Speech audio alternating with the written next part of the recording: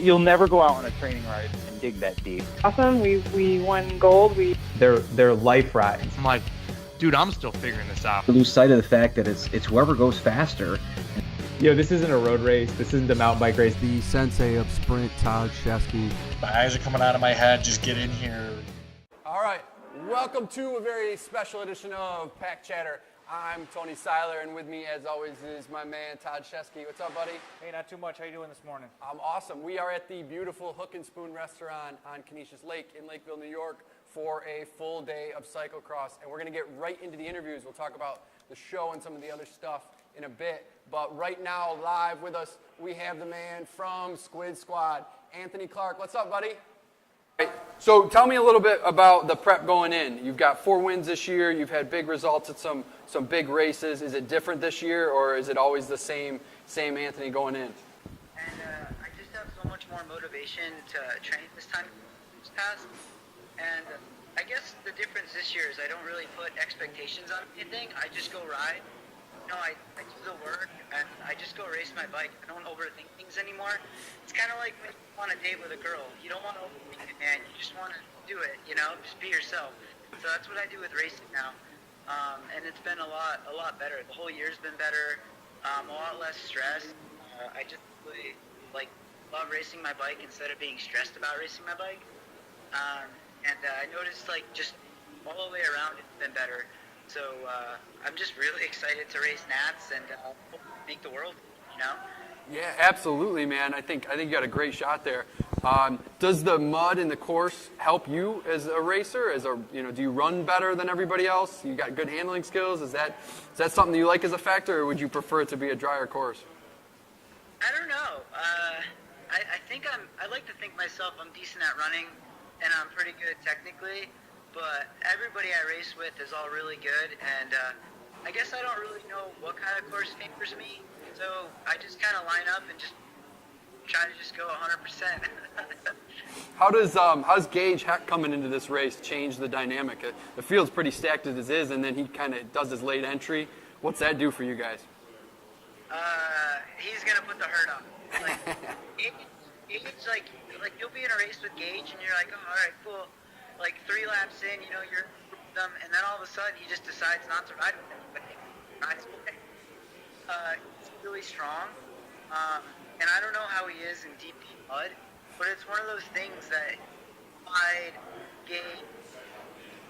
really fresh because he, with some injuries, he hasn't been racing as much.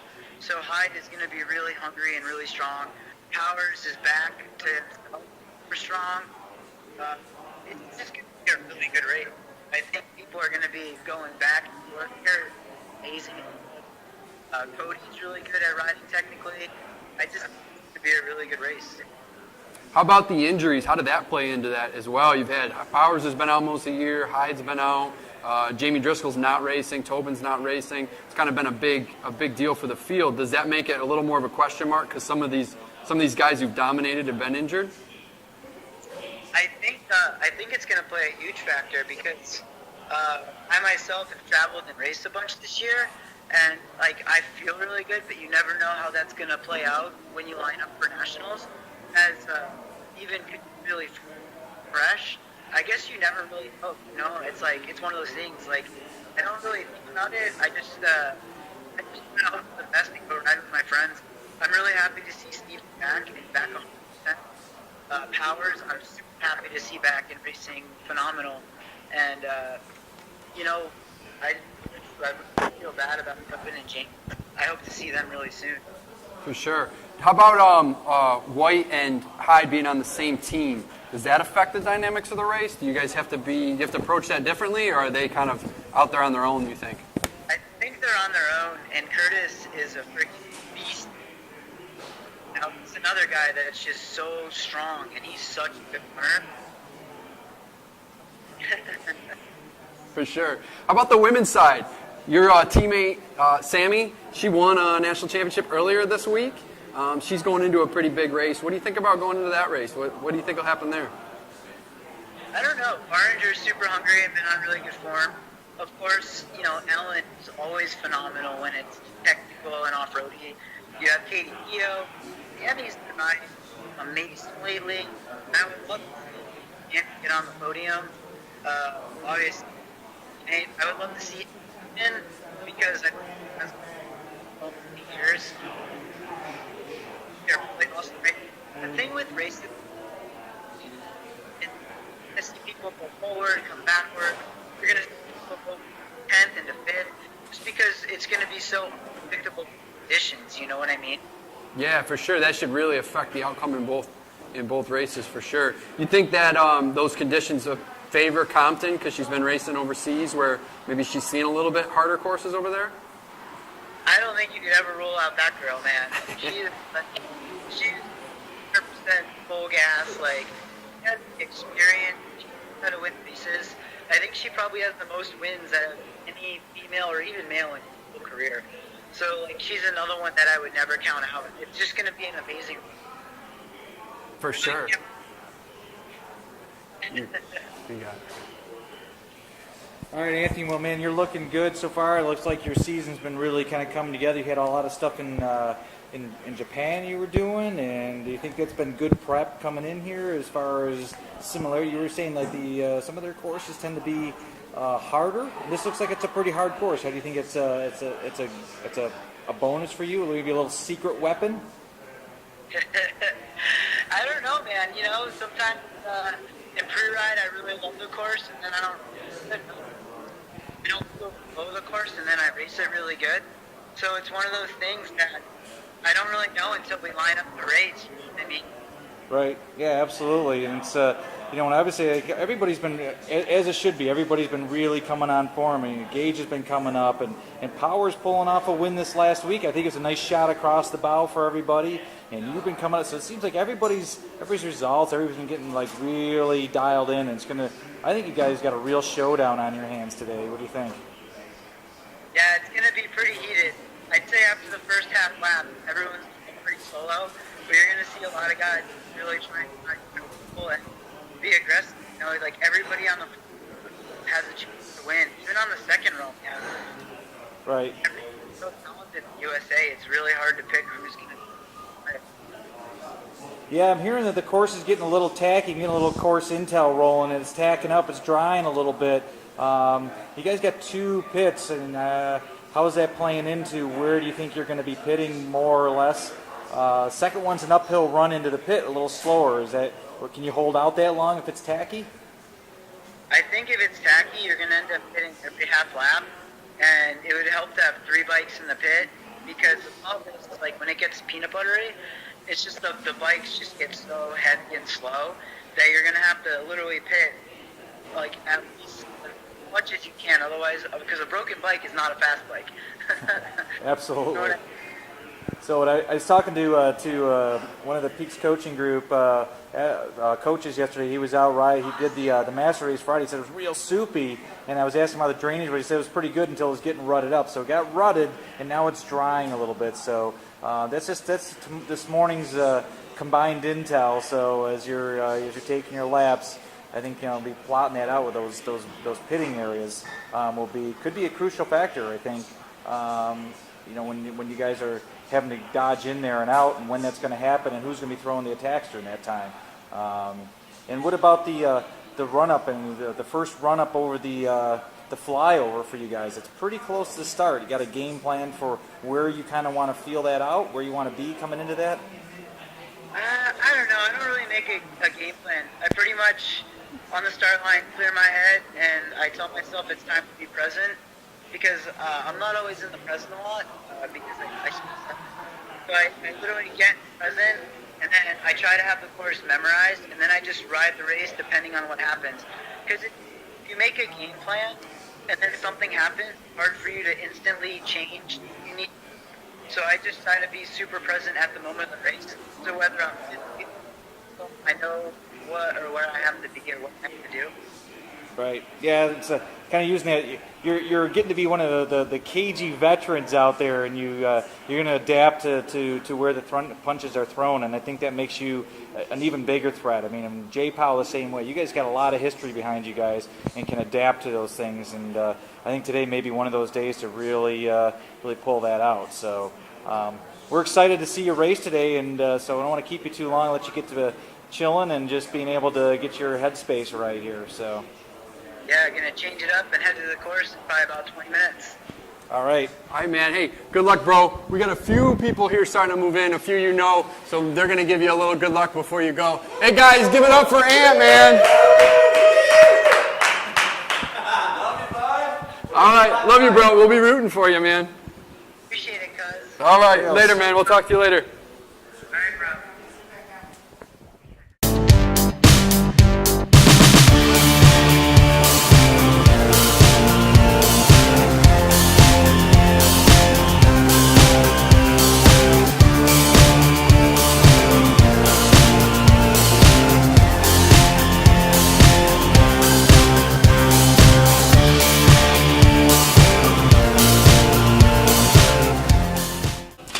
I love the mindset that it's just, I'm just going to go out, I'm going to react, I'm going to do what I got to do. I don't get too worked up. Yeah, absolutely. I mean, I think that's again, I think that's really plays into somebody that's a veteran like Anthony.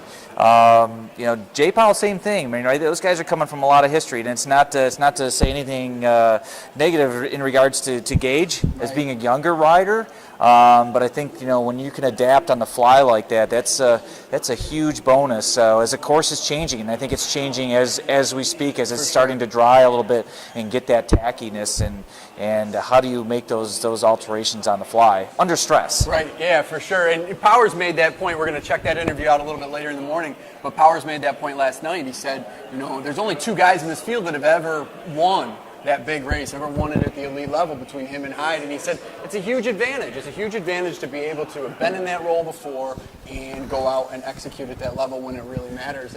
And with Gage being a big favorite coming in, being 20, that might play a role into to that. And even for some of these guys that are a little bit older that haven't won one yet, Clark, Carey, Curtis, all those guys. Yeah, and I think when you look at you start looking at the race wins and where everybody, I mean, like we talked about with Anthony. I mean, everybody's been coming up. So I think you're looking at everybody. Nationals is important, right? And everybody's coming on form. Injuries have been put behind, so everybody's had an obstacle, I think, to overcome this year. I mean, Carey maybe one of the few that hasn't had as many.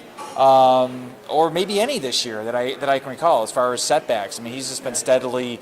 He's always been in the hunt. He's always been at the sharp end. Even if it's not a win, he's there. Right. He's knocking on the door. Well, right? Really, but with Powers and Hyde being out a lot of the year, it was looking like Carey and White. Those were the 2 I thought coming in before they kind of bounced back. Was if these guys aren't a factor, or if they're not going to make the race, those will be the 2 guys that you're really going to see. And they had a lot of really close battles this year.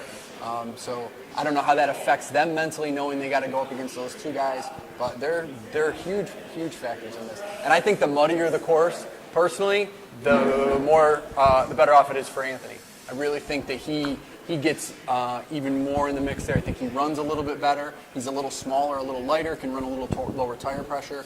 So I think as a outside podium guy, I think you can look for him to really be in the mix. Well, sure, and I think it's going to really, I mean, we have reports of about a 70-30 run, now it may be a 50-50. Is that running, the running game could really almost feel like sound football here, right? But the running game could be a real big factor here today. Outside of a wet course, I mean, you kind of look at all the predictors and the course wins and those types of things, and you kind of start saying, okay, well, a wetter course favors a guy like Gage Hecht or Kerry Warner. This is their strength. But those aren't necessarily a lot of running involved either, and so that kind of thing tries to throw perhaps a little bit of a wild card in there. So you can start to say something like, Anthony's been riding some of these different types of courses in Japan, where they've been technically more demanding, and maybe he doesn't want to tip his hand too much. Maybe they've had a fair amount of running in those. So I think that's where we really want to keep that as a possible. Is looking at how much running is involved. But I think, just as far as, you look at how the season's been going and what things favor, they've more the flat open, real fast stuff, I think suits somebody like Powers. I think today is going to be a tough day for him.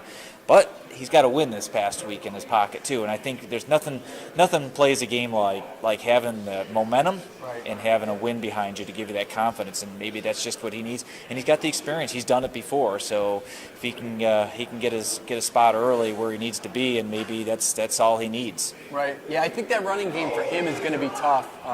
He said, and we'll see in his interview a little bit later too, he said, he's got big calves. So he said that doesn't make him a good runner. But I think it's always been true of him in his career, where he's ridden hard stuff that can still be ridden, and that's sort of where he's excelled. He made that point as well. But if you look at him throughout, he's always been able to ride places where other people aren't riding. So as long as it's hard to ride but rideable, he's super dangerous. But if it's not rideable and you got to run, I think that hurts him in that equation today, where you're going to see maybe a little younger riders, and riders who are running a little bit better, going to be a little harder for him to beat in that regard. Right, and somebody we obviously a star we have been mentioning a lot is Stephen Hyde, and Hyde's just, he had an injury, he had a significant injury. It took him out for several weeks, but I think he's proven his ability to come back. He's been back. He came back first race and won, right? I think that's nothing speaks clearer than results, right? Yeah, you can talk about all the training, Hyde, right? He's a two-time right. national champion, right? He's young, so coming back from the injuries, it's not like he's coming back from an injury at 40 or even over 35. He's still a young rider, so to bounce back, for his body to bounce back from injury is a little different than maybe a little older rider who bounces back a little bit slower. You saw him 2 weeks ago. He won. He beat everybody he had to beat other than Gage in that race, which I thought was an interesting psychological sort of edge potentially for Gage. If Hyde goes into that race 2 weeks ago and he wins, he comes out, he beats Carey, he beats Curtis, he beats Powers, and he's thinking, those would be the three guys I pretty much got to beat at Nationals, not knowing Gage Heck was going to come out of the U23.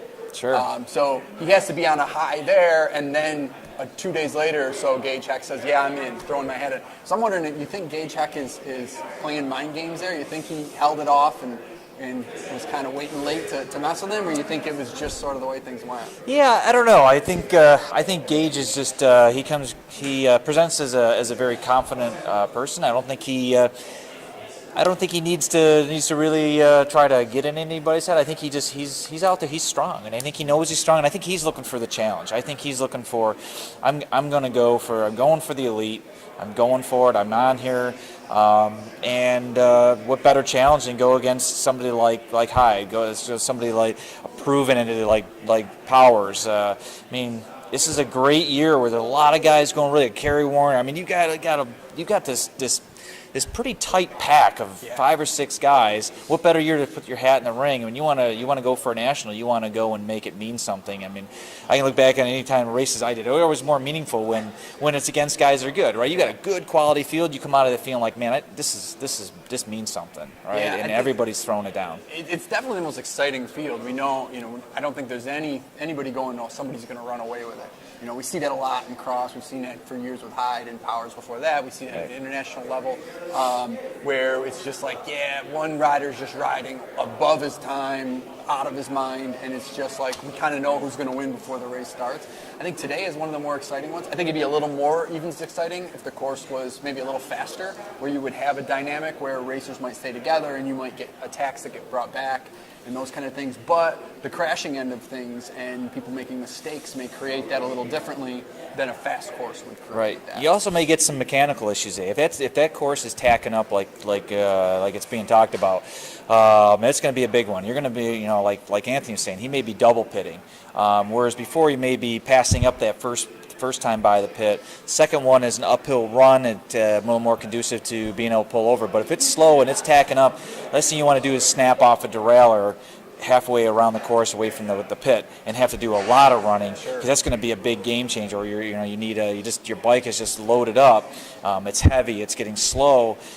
These could be things that really play into it. So I think the pits are going to be busy today. I think that's going to be a change that they're going to have to take into effect. And hopefully, you kind of like to not see it be a mechanical issue that affects somebody, but it very well could be. And it could be even a decision of, hey, I don't want to pit right now, and I don't, and then something happens with my bike because of the mud getting thick. So I think this is going to be it's an exciting race from a course standpoint, given the conditions. It's an exciting race given who's in there.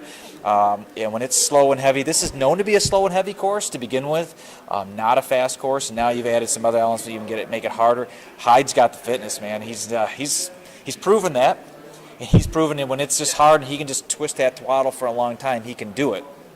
And so, while it may not be his strongest point to race in the wet, this is a different kind of wet too. Yeah, So. I think he's definitely the guy to beat. I mean, you can't count him out.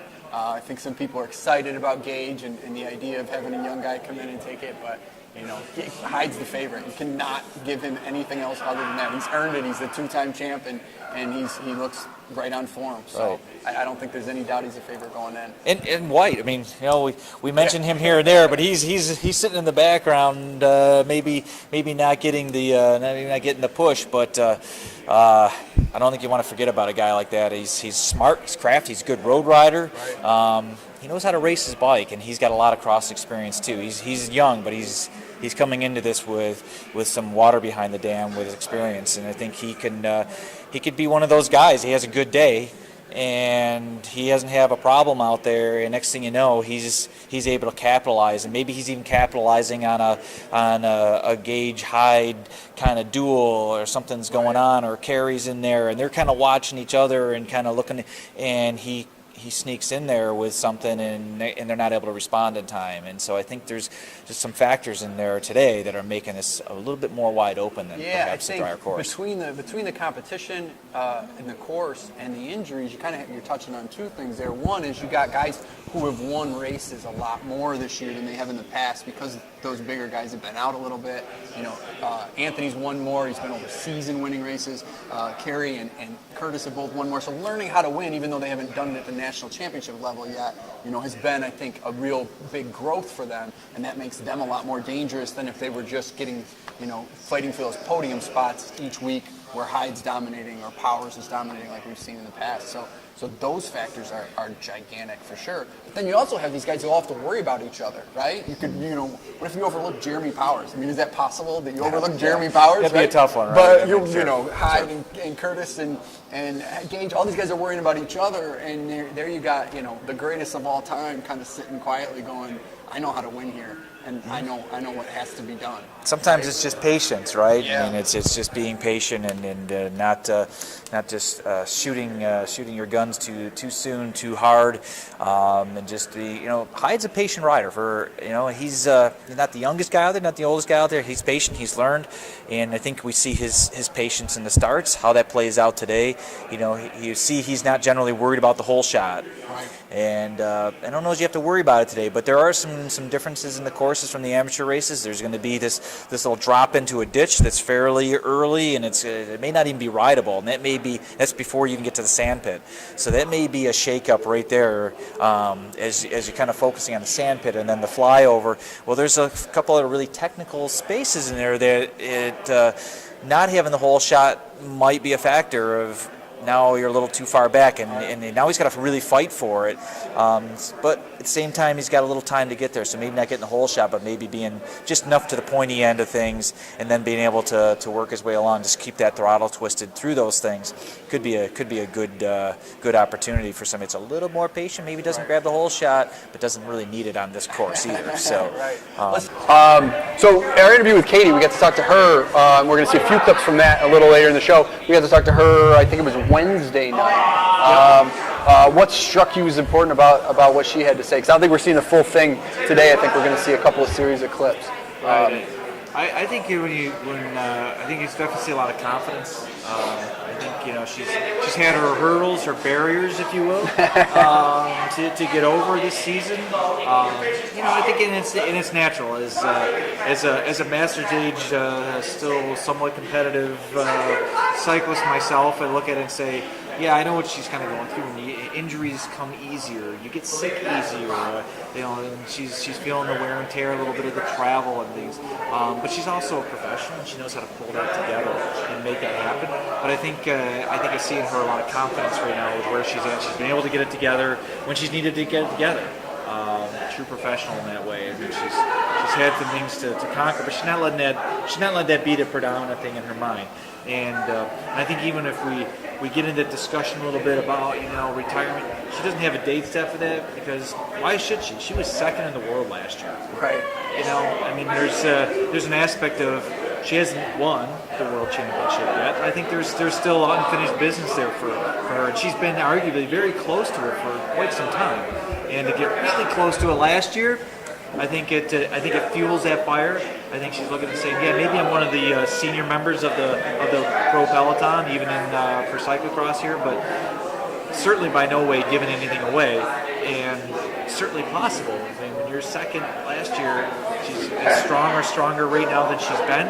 She's getting results lately. I think I just see nothing but confidence from her. I think she's ratcheting things up. I think you're going to see a fantastic performance from her today. If she can keep the mechanicals down, I think she's just all dialed in for today and then for February. February 3rd is the big day, right? Yeah, you got to wonder. I mean, I'm sure she wants to win a national championship, and again, but you got to wonder, like, how much more is Worlds on her radar? How much more is it more important to her to do that, to win that world championship that she's never quite gotten? And just for the record here, for maybe people who don't know, Katie is one of 2 Americans ever to be on the world podium. Jonathan Page in like 06, 07, I think he was 3rd there. So there's been 1 male that's ever done it, no other females. And Katie's been on 5 times. She's been top 3 in the world, including 2nd last year. She was 5th also once, so she was at that extended podium, I guess if you want to call it that. They don't do extended podiums at Worlds, I don't believe. So. Yeah, don't know. The podium's top 3. Top 3. It's real podium. Yeah, not top 5, top 3, right? That's podium. But I think she's. I think you'd be foolish to think that nationals is the biggest priority on her mind. But it's certainly a priority. I mean, sure. She likes racing in the Stars and Stripes, and to be able to go to World Championships with the Stars and Stripes is something special. I think it's something. It doesn't matter if it's 14 times. It's still something special. And I think she's going to be hungry for it today. But I think in the bigger mapping of things, Worlds will be the bigger one. But it's not that far away either. When you cut down to, you got about 7 weeks, not even maybe 6 weeks now, and Worlds there. So she wants to be on form. She wants to be healthy. She wants to roll. She's rolling back to Europe Monday. So it's tomorrow. So so it's not even a day from now. So she's rolling out tomorrow, going back. I think that's going to be the big thing. I think she'd be liking to roll back with the Stars and Stripes in her bag. Which is another important point about Katie. A few other notes here is the last 2 seasons in particular, she's run a primarily Belgian schedule. So she's racing at that international competition for pretty much the whole season and then comes back for national championships, which can be a huge advantage because a lot of times the courses are harder, the races are faster. I wouldn't say it's as big of a jump at the women's level as it is the men's level for a man to be over there racing at the international level. Our ladies compete there at a pretty high level, but certainly a much deeper fields, even if the top ends aren't way faster. So she's got a huge advantage coming in that way and being through that prep. But she doesn't see Ellen and Keo all year long or very often. There's a few overlaps there. So what do you think? How does that play in her favor or against her or with her competition? I think it plays in her favor. I think it's probably harder for other riders to not see Katie often, as it is less of a disadvantage for her to not see them often. She's seeing top quality. She's seeing some of the best in the world. They're seeing each other, the best in the country.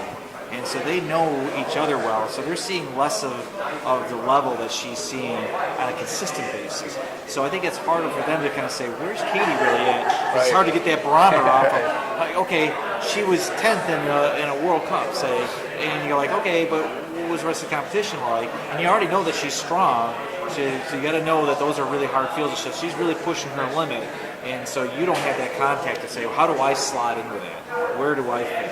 Am I going to be able to hang?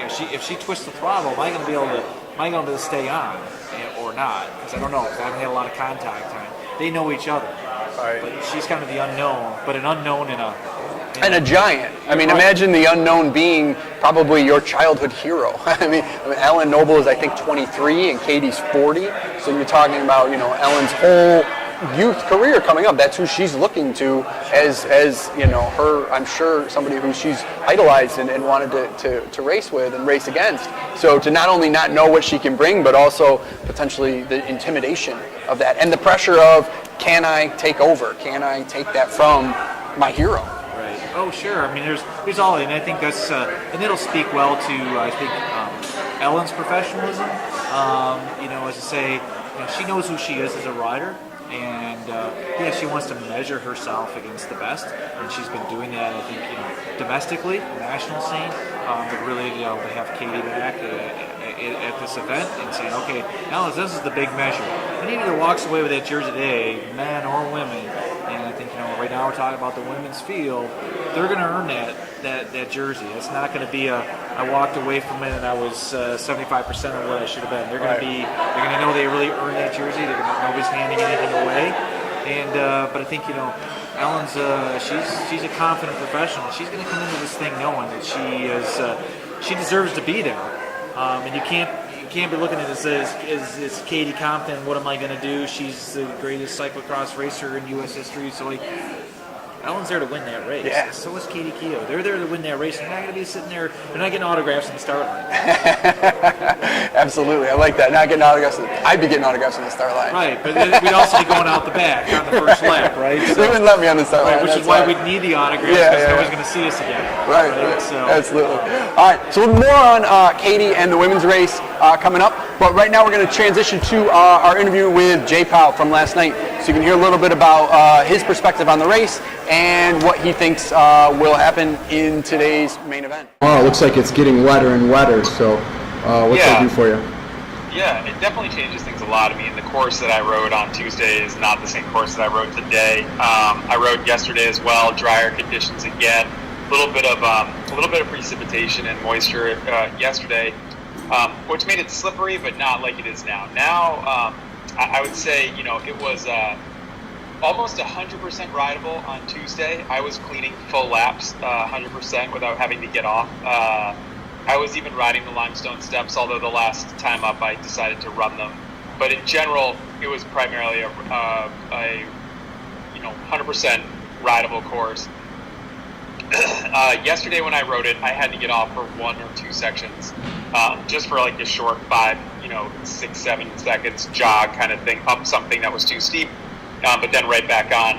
And today, that's out the window. The courses have changed considerably, and it's I would say it's more like a 70% running, 30% riding at the moment. So it's definitely flipped completely, and I predict that there will be some changes made to the course to open up some grass. That's my sense of what will happen, because they're not going to want that much running. You know what I mean? They're not going to want it to be that heavy on that one end. So that's what I see. I mean, the course without any precipitation is extremely challenging. So when you add in the precipitation, the off-camber stuff, it just becomes, it does become unrideable. Like the bikes can't do it. Right. So that's what we're up against. That's what it's looking like. And the rain has now stopped here in Louisville. So anyone's guess as to what's going to come. Gotcha. As a racer, you prefer the more rideable courses to the running courses, or doesn't it really matter? Or what would you prefer in a perfect scenario? Yeah, I definitely would prefer it to be more riding. I prefer that to be on the other end, 70-30 at least. You know what I mean? I've pretty traditionally done well in courses that are muddy but rideable. But when it's going to be such a heavy weight towards running, it definitely is not my. I have big calves. I have big calves, Tony. And they always say, like, any weight below your knee means that you run slower. And so I don't know if that's true. I got big feet, big ankles, and big calves. So I got some things working against me there. But I kind of like, from years of doing this, I put that warrior mask on. You know what I mean? I'm like ready for a battle. And I know how to ride in the mud. And if there is a way to ride it, then I'm going to be fully focused on trying to pick the best lines and get the most out of myself and do everything that I can to compete with the guys that are excellent, pre-Fontaine level runners. Awesome. So injuries kind of been the big story for you personally, but also for the whole field going into tomorrow. Hyde's been injured a lot this year. Tobin's out. Jamie's out. You came back with ruts and guts last weekend and had a stellar finish there. What's that look like on the injury front for you personally and kind of for the rest of the field?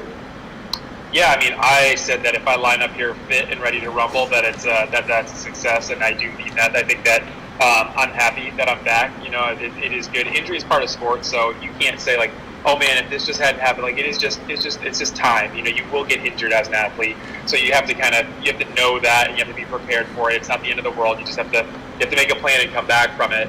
I think everybody has one. I mean, Steven has done a really good job, obviously, of coming back to full strength. He showed that 2 weekends ago in Warwick that he was very strong, and I think that you know, it's too bad that Jamie Driscoll and Tobin Orenblad are also out with injuries. It's definitely a great course for James. You know, he would have done really well here. Tobin would have, you know, I don't think this is Tobin's like full strength. I'm sure he could have had a great race here if he was training for it, but definitely James, I think, will be missed and was definitely podium potential if you came in here at full strength. So, yeah, we're missing some people from the front group, but injuries happen. You know, those guys got the first half of the season, you know, and then now the last half they have been absent and we've been present. So it's been an interesting, you know, change of the guard, flipping of the script, kind of, if you will. So last year you had some injuries too going into nationals, and then had a phenomenal performance. Really, really exciting race last year. Is that help going into this year that you've kind of been there, or is this year a little different in that regard? I think things are the same. You know, I mean, I always just try to bring 100% of myself. It's hard because when I was in my early 30s, in late 20s, I won often, and it was like, you know, so if I didn't win, then I had a bad race. But I over the last 3 seasons, I've had a lot of seconds and thirds, and I've been on the podium a lot, but I haven't necessarily won as often as I would have liked to. And I think that injury is just part of the game. You know, when you look at the whole picture, it's like, how can you bring yourself to the line, focused and ready to perform, and put yourself in a position to be able to win. This weekend is definitely, you know, one of the big goals that I've had for the year. If the conditions play out more into my favor, I still believe that I can do really well here, and I would like to factor for the win.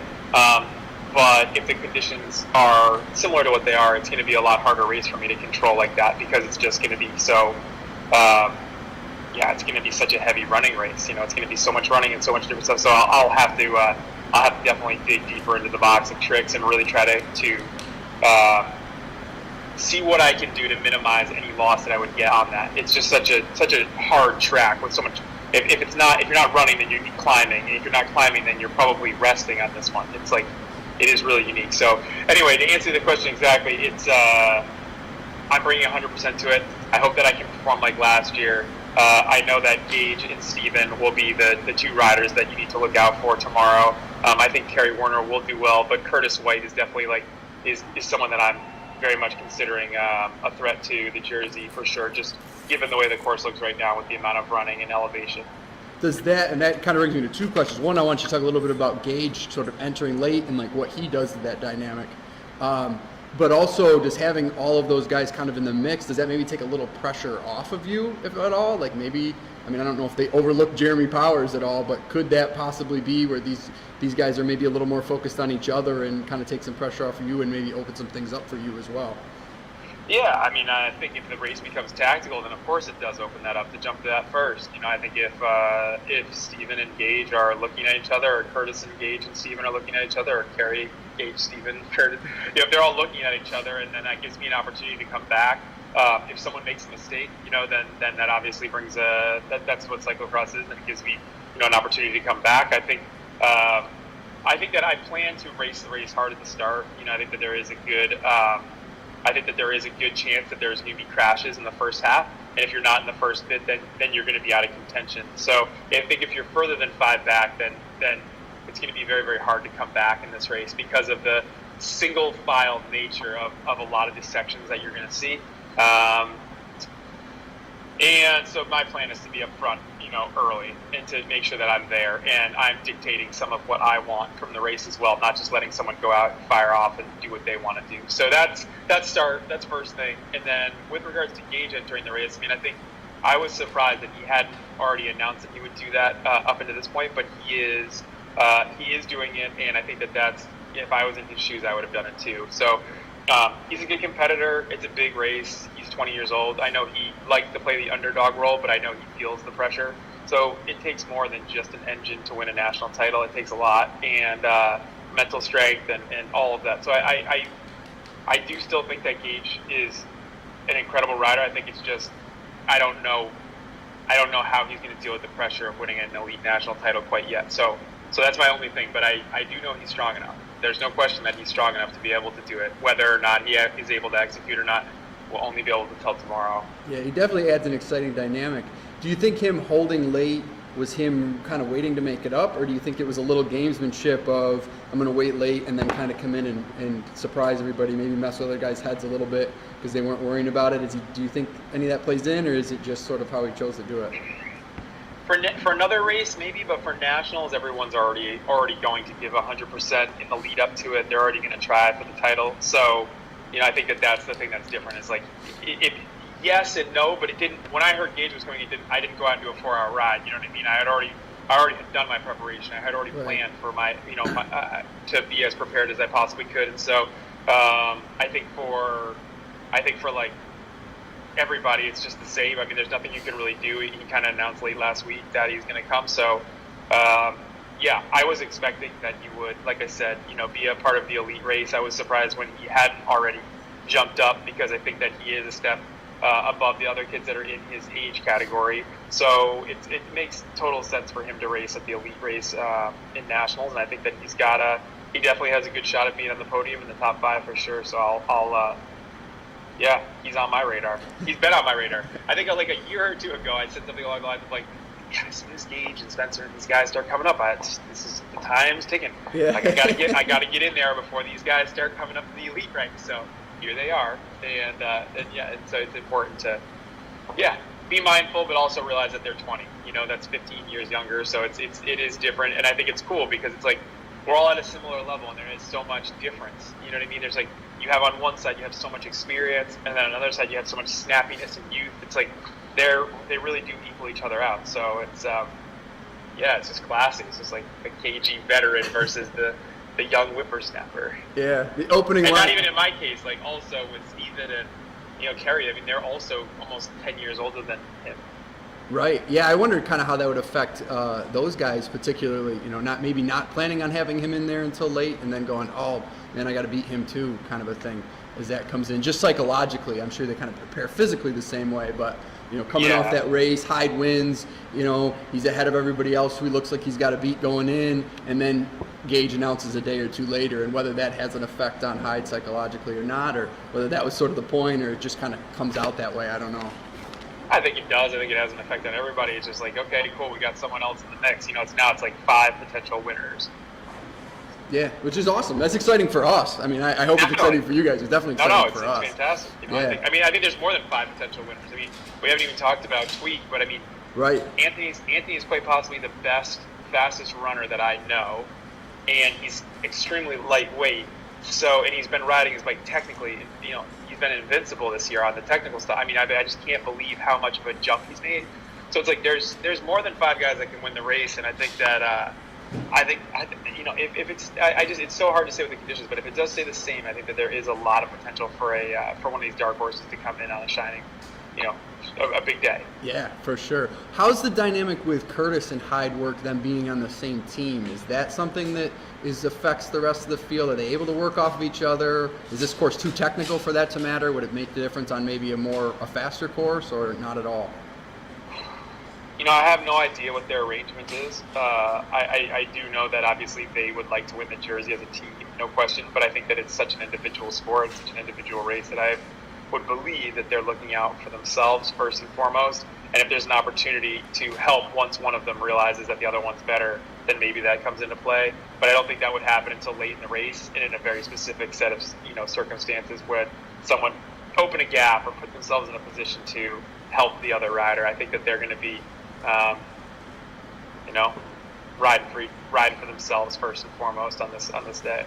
All right, cool. Yeah. So is that any different when you were young and on Tim Johnson's team? Is it sort of a similar dynamic, or is that a different comparison? Yeah, no, I think it's similar. I mean, Tim and I always, I think it's similar to Steven and I now. It's like there is, there's this innate, like, I have to beat this person, so we can't be too close. You know what I mean? That's kind of the sense that I get. It's like no one. I mean, outside of like Anthony, I like hug it out with Anthony all the time because we're super good friends.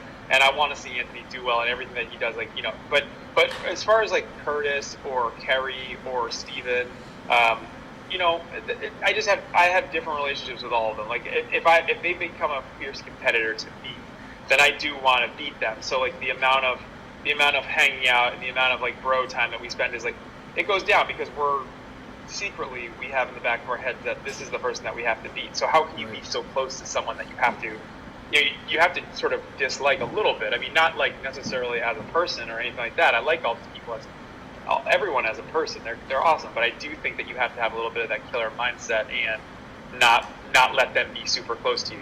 If you're doing a extra top secret training in the middle of the night with your headlight on, I'm probably not calling up Hyde to go on it with me. You know what I mean? Like I'm trying to get an advantage for myself. So I think. I think that there is definitely a dynamic of animosity or anger or competition, really, is what it should be called. Is that hard, given the fact that you've been a mentor to so many of these guys for so long? They've been on teams and development programs with you, and you've been such a leader.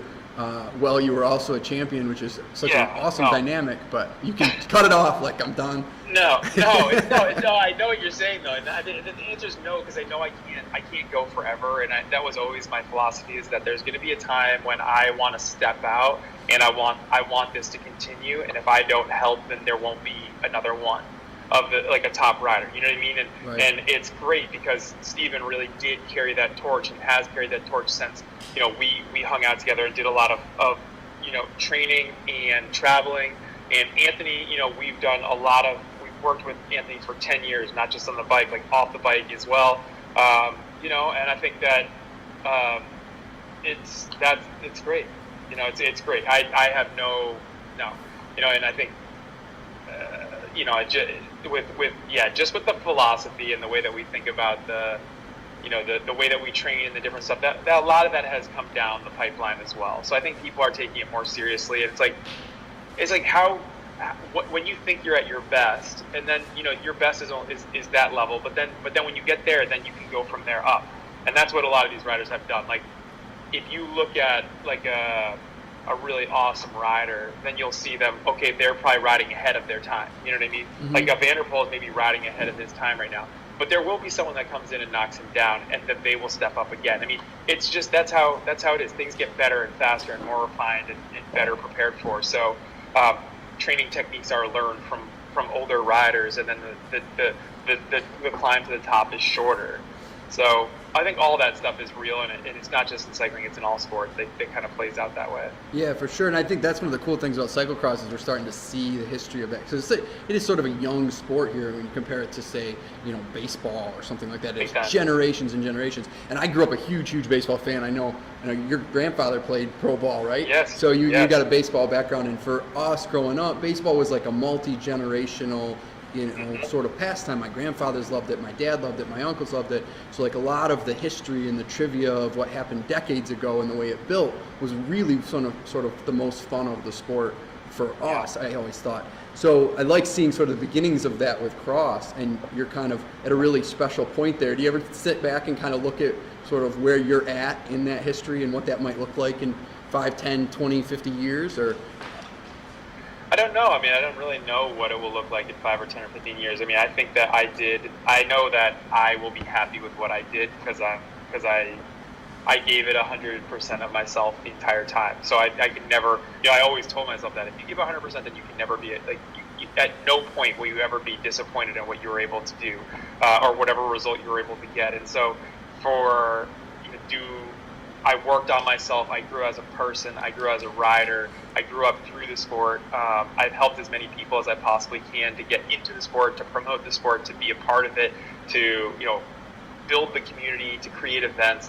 So when I look at my resume or whatever, this rolling resume of things that I've done through the sport, it feels like I've got my education and my life has been built around it. So I'm pretty good with what I've done. And if I always say if you win one more Gloucester, if you win one more of this, or if you make it 100 races you won, or versus 94, or whatever the numbers are, does it actually matter? Does it change anything? And at the end of the day, it doesn't. I would love for all these huge statistics, but I can't write the history or what people will say. I think there are a lot of great riders and a lot of great people, and I think those, from a domestic standpoint, I think that people will remember the contribution. And I hope that it was, I hope that it helped a lot of people. I can't really say for myself what that's going to look like, but I do know that I gave 100%, and I loved every minute of it, and it's been awesome. And yeah, we'll see what the future holds. I have no idea what's going to happen. How about the women's side of things? There's kind of a really exciting dynamic there. Again, you're talking about historic racers and marks with Katie, 14, looking at 15. Ellen, maybe being the favorite to come in and take that from her. And obviously a rider you've worked a lot with. So what do you think going into that race tomorrow? What do you think that looks like? Yeah, it's an interesting race. It is definitely, as it is now, I think it does favor Katie Compton or Katie Keogh. Not to take anything away from Ellen, it's a very heavy track. Ellen's a much spicier rider, if I would say. She likes to punch out of corners and have a lot of grip, and she does great in mud. She doesn't have any problems with it. It's just that Katie is she's so good, and she does so well in the mud for so long that I think that it will benefit her a little bit with that level of running and stuff like that. But Katie Keogh is she's so light and lean, and such a smaller rider that up these hills, when they're this hard, it's gonna bend.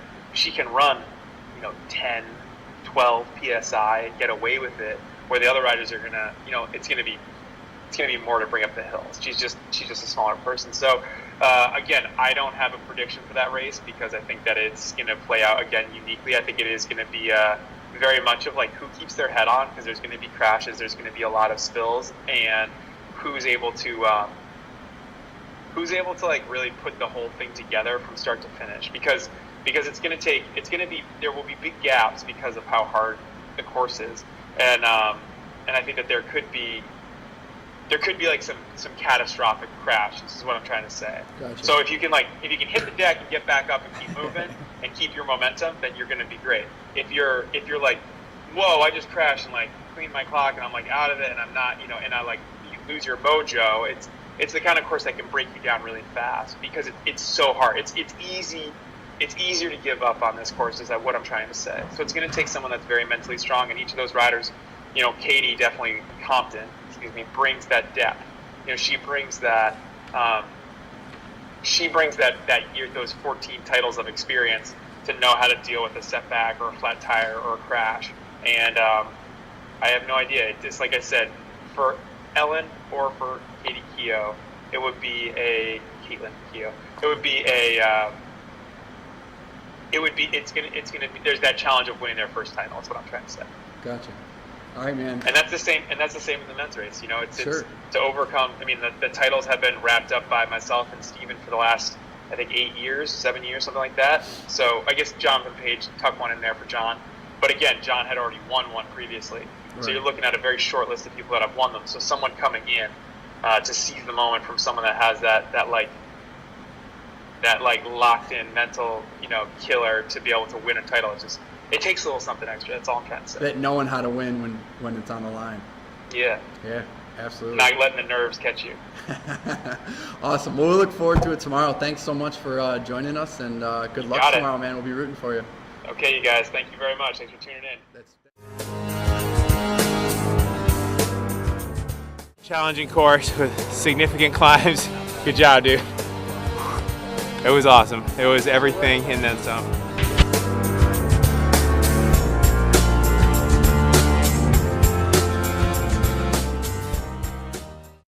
Talk a little about the women. Absolutely. We've got a real exciting race there. I think sort of your top 3 is where the race is at, and then you got a couple women that are going to be vying on the outside of that, assuming the top 3, don't have major mechanicals or a real bad day. I think they're clear to more or less, but how that order goes, I don't think is clear at all. So Right. what are you thinking going in with those ladies? Yeah, I think, I mean, everybody's going to look to those 3, I think. And, I mean, you can look and say, Ellen Noble is, she's by far favorite. But so is Compton, especially Compton coming back, not being sick. Being full health, seems to be on her game right now. So it's been a big claw back for her. And I think, but she knows what she's doing out there, and she's had margin in the past, and she knows how to win when she's not even 100%. So if she's close to 100%, it makes her heavily favored, right? I mean, and it's a hard day, and she's been doing hard races. When we talked to her the other night, right, and she's been doing those hard races in Europe where they had really hard courses. I think this is going to be a little bit like that today, where it's just going to be very demanding, very technical in points. Mounts, dismounts are going to be key. Keeping equipment good. So she's been doing those things.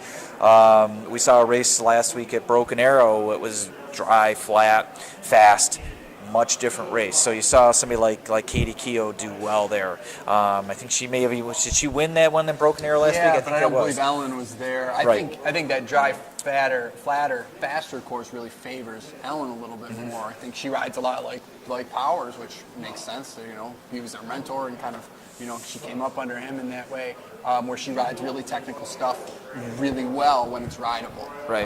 But when we're looking at these really muddy courses, I think Ellen's going to be in for a bit of a challenge today between Compton's experience, and I think Keogh is really dangerous in the mud.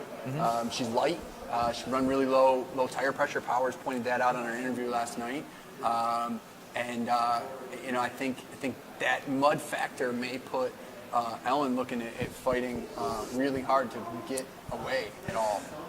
And I think Compton again has to be the favorite, even at 40 and even with 14 years of dominance. Sure. Yeah. I mean, there's going to be that experience again. It's going to, the when you pit, and as the conditions change, she's going to be on the fly. She's been doing it this season. She's got a lot of seasons behind her. Caitlin's she's strong when it's wet out. Again, changing conditions, but I think Ellen's been strong. It's not her strong suit to be when it's wet, so that could change it. But you're going to have some other people nipping her heels. Arlie Kemmerer is always. She's always at the edge. So she could be somebody to watch. She's a fighter, and she'll get in there, and she's going to be looking for an opportunity. If she sees that door cracked open, she's going to go for it. She could really, I think, she could surprise with a podium. Farringer's another one. Yeah, I was going to say, I think Farringer's a very, very clear top 5, and it's very tough. And if one of those top 3 make a mistake, I think she's going to be right in there. Then Crystal Anthony's really tough, and is going to be right in that top 5 hunt. And could also capitalize on somebody having a bad day. Katie Compton told us the other night, she said, I used to be able to win on a bad day. And she says, I can't do that anymore. The competition's too good, which is exciting. And I think that's going to be true for everybody. Nobody's winning on a bad day today.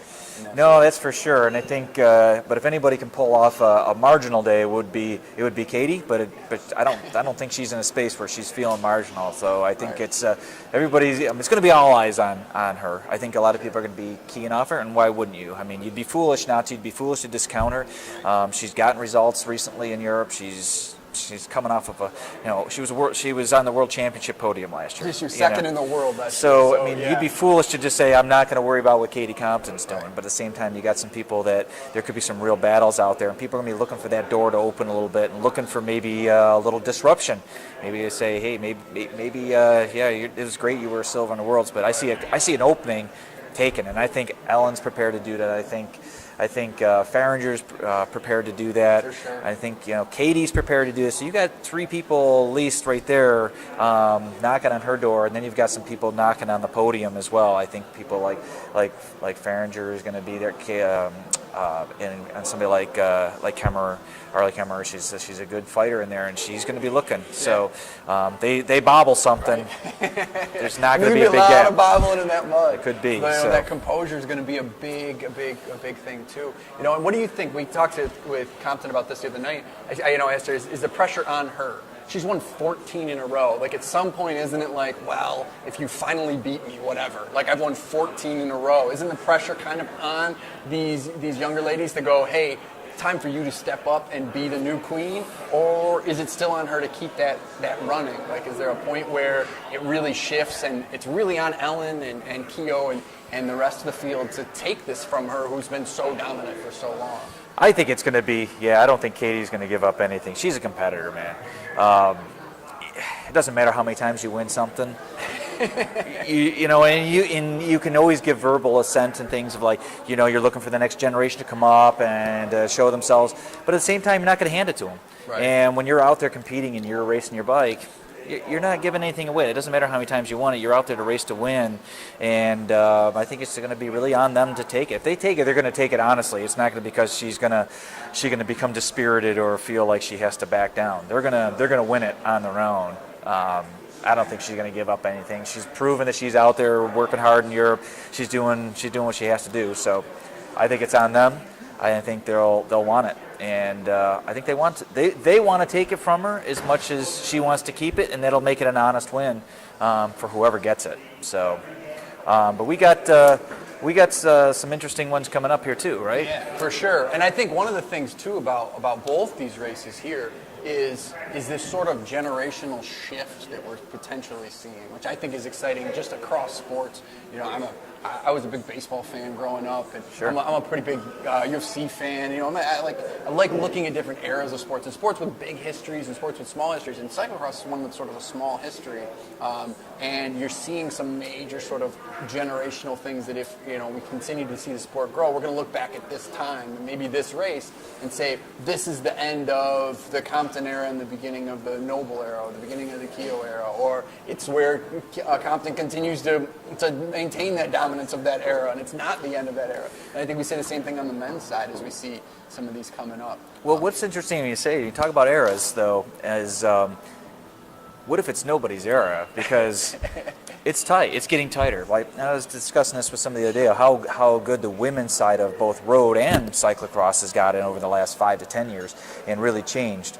And you see the fields tightening up. You see it in a lot of disciplines. You see it at the track. You see it on cyclocross, where you see the competition where there's a lot more people in this. So you don't have a dominance as much as you have in the past. And I think.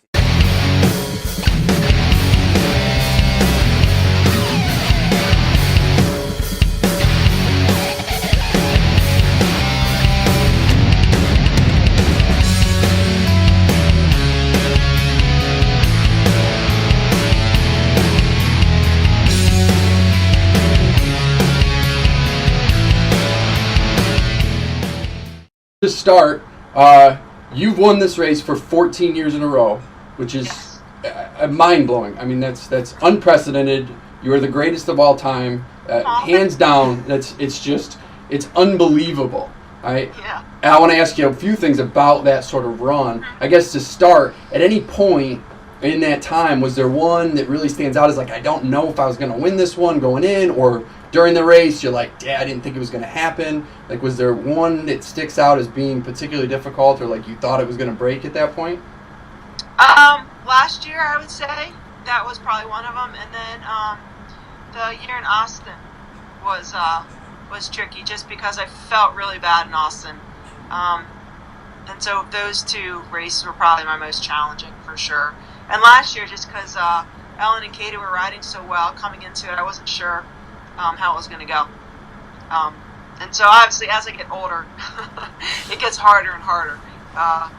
Since cross I feel like is more of like a young person's kind of speedy sport, I've definitely noticed as I get older, I have to work harder for the speed. So I think just last year was tough, and then Austin was tough for just allergy issues. I just struggled there. So. Right. Now you say that, but you're also coming off of a silver at Worlds. So as a younger person, speedier game, but I think I'd say you're adapting well to the speed of your game. Yeah, I try to. I mean, that's something I really work on. It's something I do speed. Pretty much, probably 9 months of the year, I work on speed of some sort. Obviously, sometimes more than others. But the older you get, the more you have to kind of work on your weaknesses and working on the speed, working on the sprint, working on the start.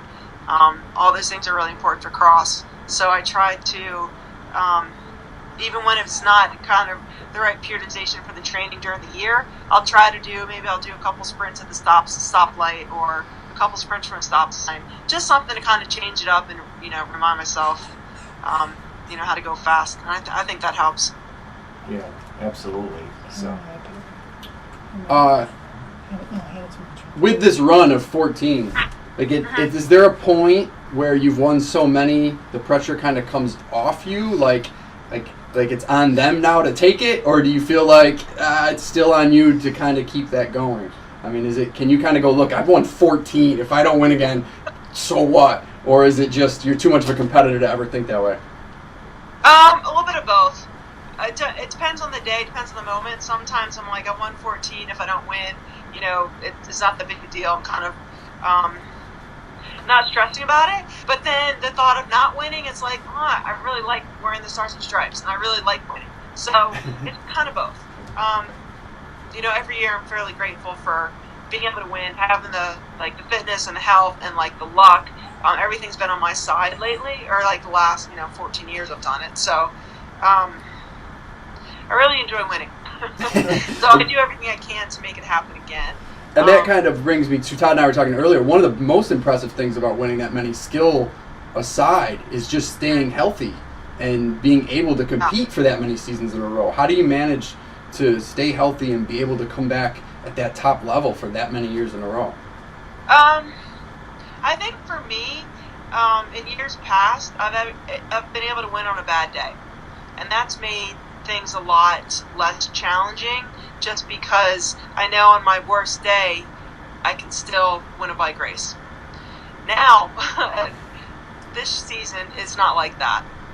And the last couple of years is definitely, last year's season was one of my best seasons. But I definitely have my ups and downs, and sometimes I get into the race and I'm just like, oh God, I am not feeling it today. And I don't get the result. And I feel like those races might be happening more prevalently now, I guess. But I think having the health and the bare minimum fitness to perform well, that's kind of been on my side the last 14 years. And so I knew the day would come when that luck would run out and I wouldn't be able to win a bike race on a bad day.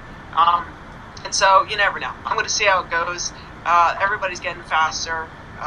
The racing getting more competitive.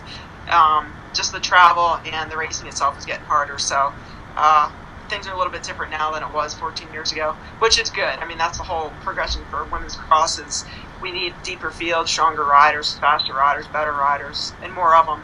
And we're getting there. So it's all good to see. Yeah, that was something I was on a little social media exchange with somebody just yesterday, talking about even the Colorado Classic being only a women's road event.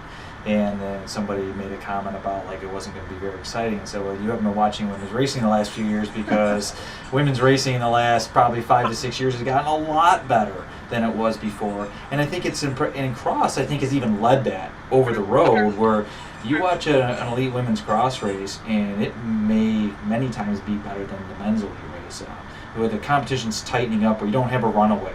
And although it makes it harder for somebody in your position to say, there's people nipping on your heels, but it also can drive you to excellence, drive you to new things. Like you said, you're at the stop signs doing some sprints. You're like, hey, I got to maintain a little speed. And so you see that transformation of yourself, perhaps, in that. But I think it's good to always get pushed into some new things and reevaluate.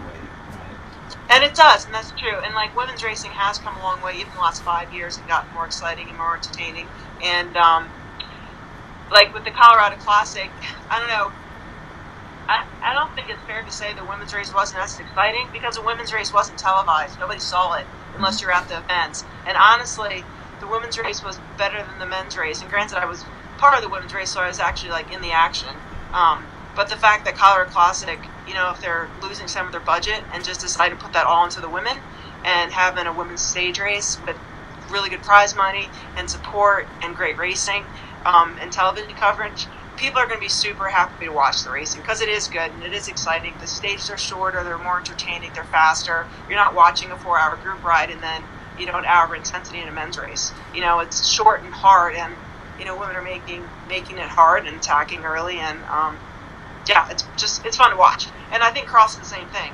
Is there's more riders at the front, and anybody can win on that day, and you never know who's feeling good that day, and it's really good to see. So with that women's cross, is it time for women to start racing for an hour? Do you think?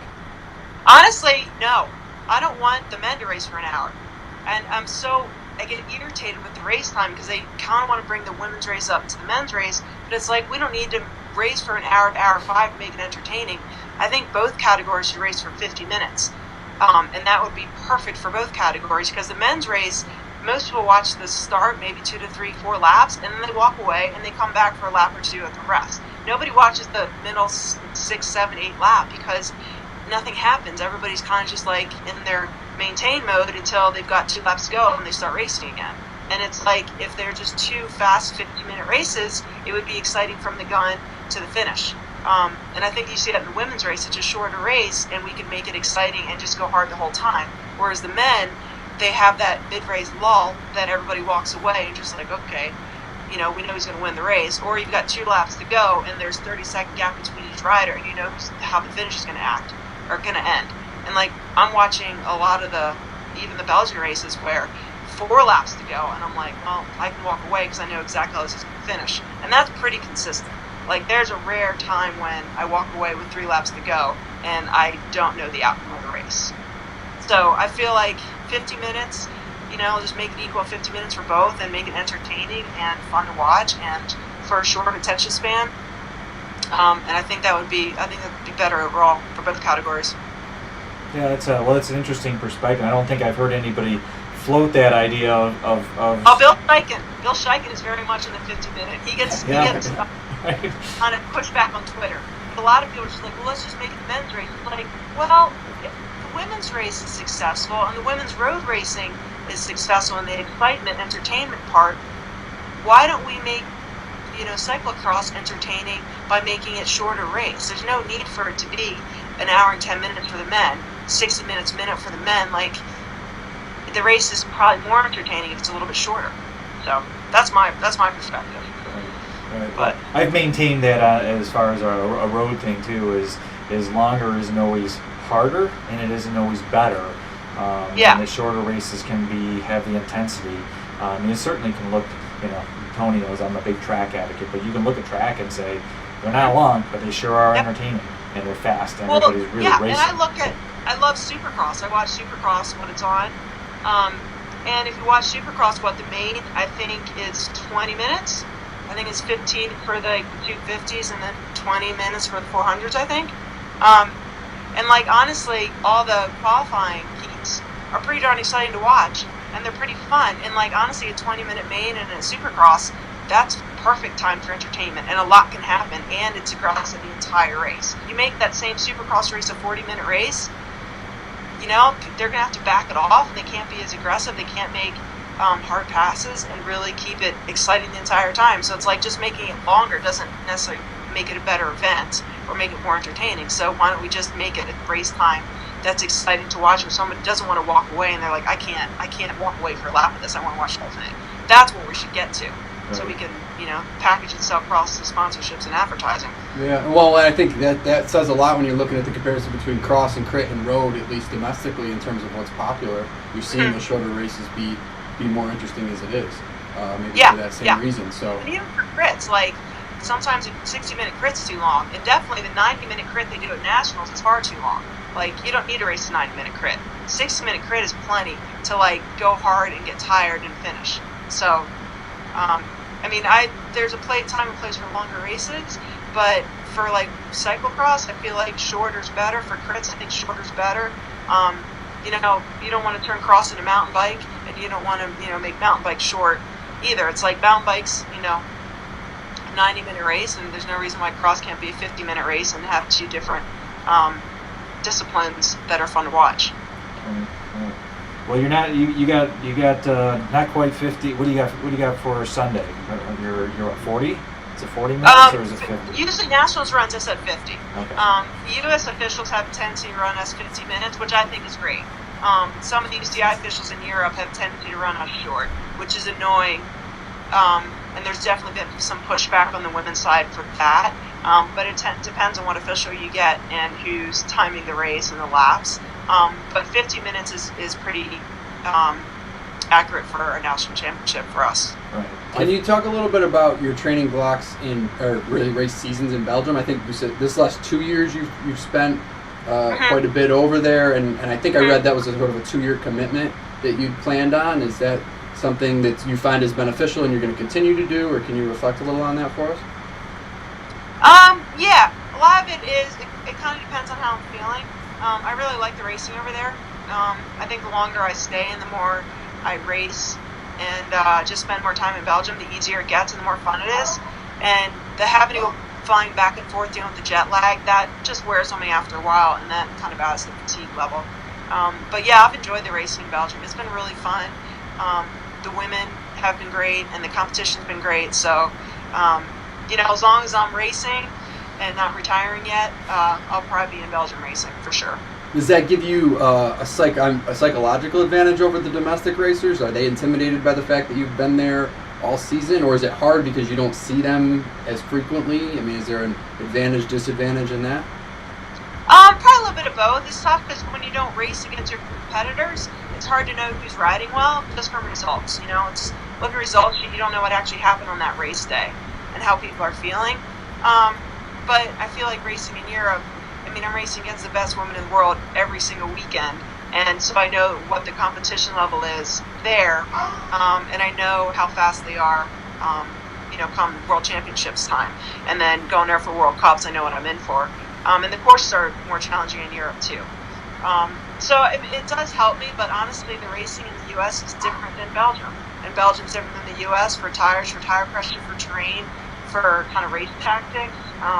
So it's good to have experience on both sides, and then just have the confidence from both sides, but also make sure there's a certain level of humility and just knowing that, just because I've got experience doesn't mean I don't have anything to learn from it, I'll say. So I still come in with confidence, but knowing, something can always change, and I might have another learning experience in front of me.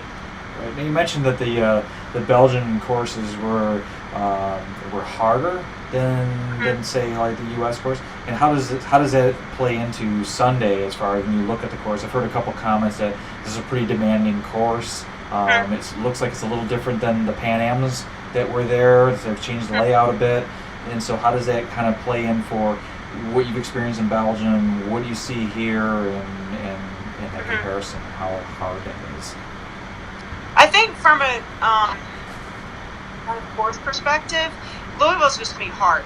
It's going to be different than the Pan Am course, but it's got enough elevation change. It's probably going to be muddy, and even if it's not muddy, that course ride's heavy. The grass is kind of heavy.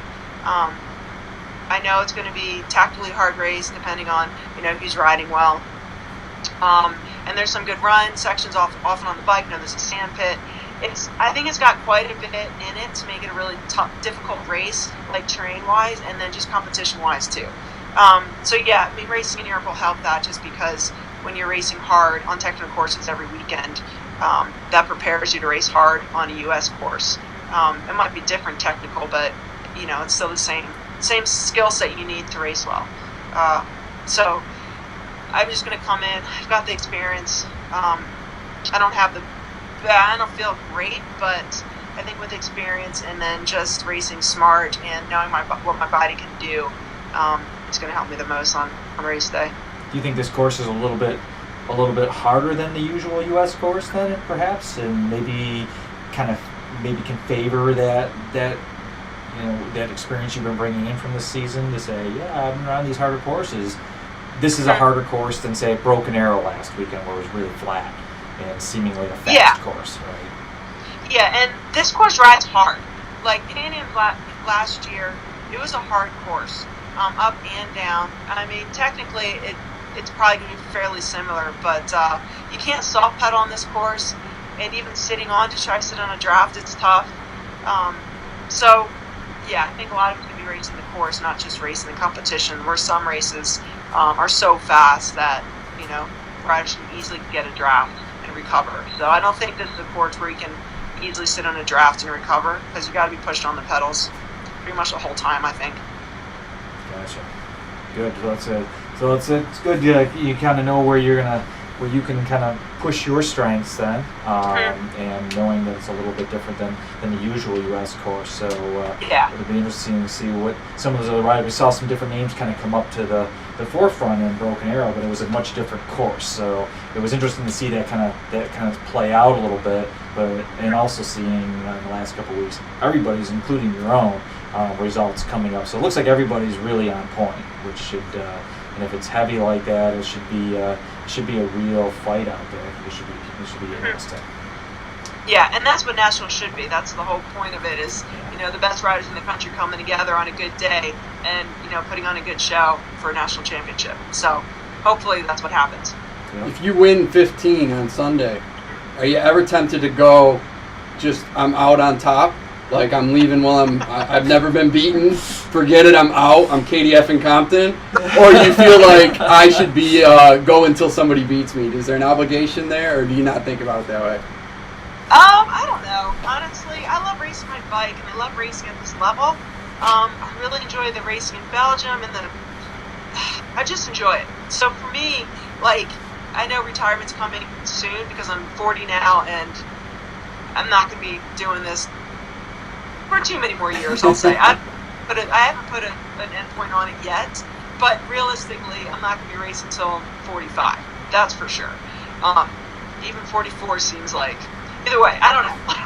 But I like racing my bike, and I like winning. It would be awesome if I could win again and then go out on top, but honestly, I'm not necessarily thinking about that so much. I'm just thinking about, you know, trying to have a good race and good health, and retiring when I feel good and strong. I don't want to end the season bad note with bad health and, you know, not feeling good about myself. As you think about that potential retirement, have you sat back and reflected on the accomplishments, or are you kind of waiting to do that? I mean, 14 is more than Hyde, Powers, and Johnson have combined. I think you throw Page in there and they don't have that many. You know, you're the only American other than Page to ever be on the World Championship podium, and he was on it once. You've been on it 5 times. Like, do you ever sit back and go, I'm the greatest American cyclocross racer ever? I mean, do you have that time to reflect, or you got to just keep racing and you think about it later?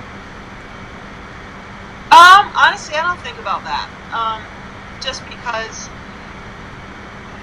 I don't race my bike for that necessarily. I race my bike for the pure enjoyment of racing my bike. And yeah, I like to get results, but it's also just trying to get the most out of my body and having really good days. And yeah, I'm sure, like, as I get closer to retirement, yeah, I'm gonna look back and think about what I've done, what I've accomplished, and I do, like, I cherish the World Cups and I cherish the World Championship medals and such, and national championships. But I really just enjoy racing my bike, and I like the process. I like the training. I like the travel. I like meeting people and being at the races. So, like, once I retire, I'm gonna miss that part of it, I think, more than collecting championships or, you know, just getting race results. And I think that's actually the hard part for me for retirement, is the fact that once you're done, you kind of miss the race atmosphere. And it's not the same, like, going to watch a race is the same as actually being part of it and being in it. So I'm going to miss that when that time comes, for sure. Cool. All right, one last question, and I'll let you go because I know you're super busy. With each of these, we're going to ask the men to predict the women and the women to predict the men. I'm not going to ask you to predict your own race, but will you tell us who you think will win on the men's side coming Sunday? Who are you looking to?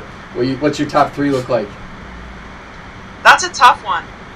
Just because with the guys who've been injured this year, I feel like Steven and Jeremy are coming up strong again.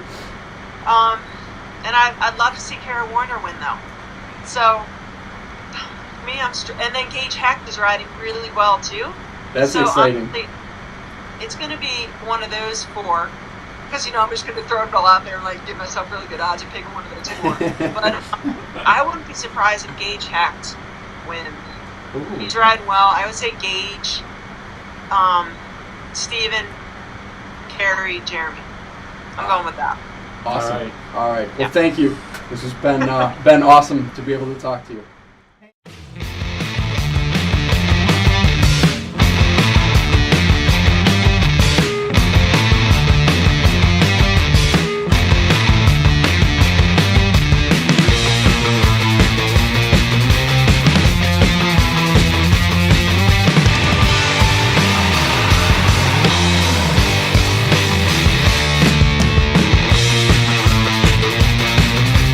That was a fantastic race. What do you guys think?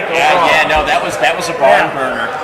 Hard to believe the level of athleticism out there. Seeing those guys just absolutely plow through the mud for a whole hour. Glad it wasn't me. That was incredible. I think you see though, even how hard that mud is to ride in. When you see guys like Werner, Hecht, late in the race, barely dismounting, right? And it's like, and we've all been there, right? And you get that thick mud and you do that kind of running, how knotted up your lower back is, right? And you're just, you see that the spring in their step is gone, right? It's like 30 minutes into this race. Just trudging. Exactly. I mean, even Hyde winning the race, was it the last lap or second to last? He went over the handlebars. That's just a matter of fatigue. When you're plowing through that much thick mud, running, riding, I mean, it's just taking it all out. Taxing, man. So taxing. Nothing there physically, mentally. It's when you see all this change up, right? I mean, Hyde didn't open that gap up on White until like it was 53 minutes in the race. I mean, he's coming into that last lap. They're in the last lap. White was still leading, and to have Hyde open that gap up and just be able to put that kind of surge in. Late in the day, over a guy like Curtis White. It wasn't some club rider that was out there. And that was. I mean, I look at that as just a picture of just sheer fitness. Like that, it wasn't like that wasn't like like a heart attack that went off and suddenly there was this gap that formed. It was like. It was just chinks in the armor, man. Like he got a little gap on him, and then just slowly, pedal stroke by pedal stroke, 1 foot after the next through the mud, he opened that up, and it was a real true blue race of attrition. There was a lot of changes early on. I mean, not right at the front, but right in that middle section. That fifth through third had a lot of changes throughout the race where you could see that sort of that attrition that you were looking at. That's a great point, and I think as you watch this race unfold, and you guys, listening to this thing unfolding, you got guys like Cody Kaiser. Like, who's this Cody Kaiser? He's up there early in the race, right? I mean, and you look through and you're like, Max Chance, and some of these guys are like, they faded back, but there was guys really coming in there and making a name. And then all of a sudden, you had this chunk of 4 through 10 where there was a lot going on back there. We had the El Camino in there. He fighting it out, absolutely. Right? He got 8th, man. He got 8th. Fantastic ride from him. Great ride by Clark. I mean, you think about a guy like that who, Curtis White has what, he's 8 inches taller. You think about the amount of running, the amount of fatigue, just 1 foot in front of the other. This is not pedal strokes where we're all, kind of equals. We all have that mechanical advantage. You think about running through that for a guy like that, and it's just what a slog, what a battle. When he made it up there to Hecht, and the two of them, Clark and Hecht, were fighting for third and fourth place, man. It was exciting. Again, very dramatic. Clark ended up floating back a little, but then you've got the reverse of that, a veteran like Powers, who early in the race was nowhere. I mean, he's 12th, 15th. Yeah, 12th in the first 2 minutes. And remember, his before race time, going further and fifth back. All of a sudden, here he is, coming in fifth. There's a crash, right in the opening stretch, right? Exactly. So it's kind of chaos right out of the gate. Yeah. You got hole shot. You got White taking the hole shot. You got Hyde conservative, right? We talk about Right, Howard's right. conservative coming in the whole shot. He was. I don't know how conservative he'd be in second. I'm not conservative. I'm like maybe 10th, right? But up there, the heck pulling in there, squeezing in between there, definitely trying to divide it up, get in there early, get out of trouble. You can see everybody's mentality. How Powers ends up in 12th, not quite sure. But man, kudos to him going 12th to 5th. By the finish, as you watch this race, he just That's just the savoriness of the champion, right? I mean, he just knows, like, and I'm sure Powers is never shooting for a 5th place finish. You know, to him, that's not something he's, you know, but he's got to be proud of that ride. He's still you know, like very reminiscent of his performance at in North Carolina, where very similar start. Maybe people were like kind of watching that race, kind of ruling him out a little bit, and he ends up like taking it to the line for second place with Curtis White. He got sprinted there, but still, I mean, to have the late season fitness to just absolutely fight your way up into. In a course that doesn't favor you. You know what I mean? A fast course, like where does Powers finish on a faster course, right? Yeah, on that race, right? The fitness and just the mental tenacity too, where he's going for the win and he's nowhere near it, but he doesn't give up, he doesn't panic. He's able to fight his way up, you know, picking his right lines if there is such a thing as a line on that course, but he knows when to run, when to ride, left to the right, you know, so obviously he dissected that as he went and got better and better and moved his way through the pack. Absolutely. One of the guys I think we saw hurt, who was my pick, was Kerry Warner. I think something's up with Kerry today. We'll have to try to catch up with him at some point and see. I mean, it looks like he was just in a fight out there all day. And, you know, he stayed in the mix, still coming in 6th. Not a horrible ride by any stretch of the imagination with the level of guys that are out there, but he just didn't seem like he could really find his rhythm. He kept staying in that same space. Guys were changing that dynamic around him, and he kind of stayed there. He was kind of he was almost like stalemated there. 4th to 6th, he was right there. For sure. Well, let me ask you guys this, because going in, watching the course and everything, does USA Cycling make a mistake by having such a muddy, wet course that's so difficult when you're trying to reach fans who are not necessarily traditional cycling fans? Like, I'm thinking about last year's race, a faster course where lead changes are happening, you can reel people back, you can respond. I mean, a course like that, it just blows up right away. Like, should we be looking at courses that are faster and more dynamic? And maybe to Katie Compton's point, also having races that are shorter. I mean, she told us Wednesday night, she said the women shouldn't race for longer, the men should race for shorter, right? Interesting. She said, so should we be looking at shorter men's races and faster races that are more dynamic, that don't allow for that sort of stretching out right away? Or is this cyclocross and that's just what happens? Well, I'm going to say this as a non-cyclocross competitor, right? I mean, I did cross many years ago, so when everybody asked me if I ever done cross years ago. But I look at it as what do we want that sport to be, right? And it's like, arguably, there's a lot of change-up in this race. Hyde and White were at it the whole time, up until a lap to go. Completely. Lots of change-up, right? Yep. So they weren't holding anything back on each other. I think they were generally. You also had this other group there that basically, beyond Heck, you had 4 through 7. A lot of change-up going on. You had guys like Dillman coming in, you had guys like Thompson coming in that crept their way in there, pushed other guys out. So I think even though the course is hard, now to the time element, part of that, the winning times like 103, 104, something like that. You got guys streaming in. Your top 10 is coming in like 110. Sure. So that's a long slot. On a hard course like that, maybe that's something I think Katie may be onto. Keeping that shorter, keeping a harder dynamic. But I don't think it really showed up in this race, other than it went long. I think he's had a lot of change up because it was hard, because of the course nature being like that. Now, I think that's a really interesting point of discussion. I think that Katie's onto something, and to maybe disagree with Todd a little bit, I think it would have been interesting to finish that race a lap early, where you have, maybe you have Hyde and White coming into a sprint finish. Maybe that group again, Hecht is in kind of in his own little world there in 3rd place, but you have that group behind him coming in a little bit more compact. Maybe there's a little bit of it gets a little dynamic towards the finish there. But for an hour in conditions like that, I mean, we just watched a foot race. We watched a foot race. Right. I don't know what percentage. Frankly, I'm blown away that those guys were out there riding the percentage of the course they were. I mean, if we look at any other field today, we're going to see the elite men were really riding a much higher percentage, Sure. and that tailed off throughout the race. But they were riding a tremendously high percentage of the course. But still, they were on foot a lot of the time, and I think the fatigue. I don't know how many people know what it's like to shoulder your bike and run on any surface, let alone ankle deep mud. This is brutal. This is not. I'm thinking of that dynamic.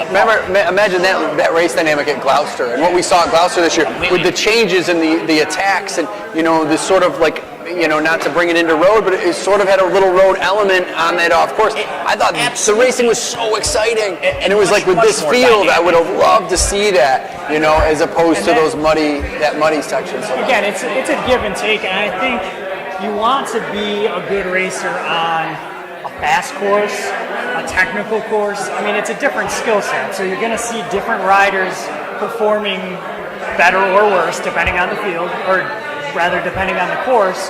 If you look at some of the European races, you get a lot of that flavor. So some races are really wooded and muddy. Other races you get long sand sections, big run-ups. So when American racers especially go over to Europe, a lot of times they struggle because I think historically we've had a little bit easier courses, your Gloucesters and the like. So I don't know if it's necessarily a bad thing. I think it's a different dynamic that maybe American racers still need to develop a little bit more of that because, again, we see the Belgians and the last few years we've had a couple of kind of front runners between Van der Poel and Van Aert, but those races end up the same, right? It's again, like one person running away, and then a pack in third, fourth, fifth, sixth. So again, there's the courses. I think it's an interesting point, but I think.